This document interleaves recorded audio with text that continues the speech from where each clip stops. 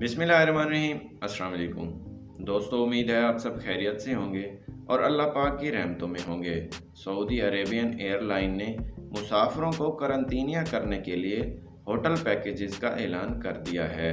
तो वीडियो शुरू करने से पहले हमारे चैनल को सब्सक्राइब करें और बेल आइकन प्रेस करें ताकि आप भी रहें हमारी हर खबर से बाखबर।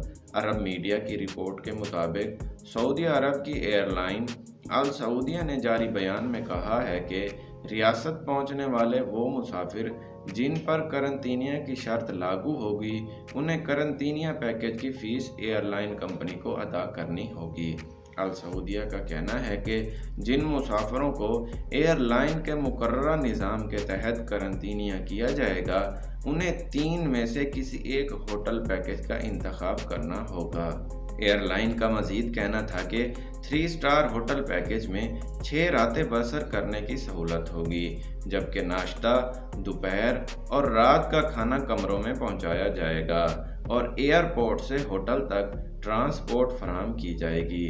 जबकि कोरोना टेस्ट भी पैकेज का हिस्सा होगा, जिसकी फ़ी कस कीमत 3000 रियाल मुकर्रर की गई है। दूसरा पैकेज 4 स्टार होटल का है, जिसमें फ़ी कस 5000 रियाल वसूल किए जाएंगे, जबकि तीसरा पैकेज 5 स्टार होटल का है, जिसमें फ़ी कस 7000 रियाल वसूल किए जाएंगे।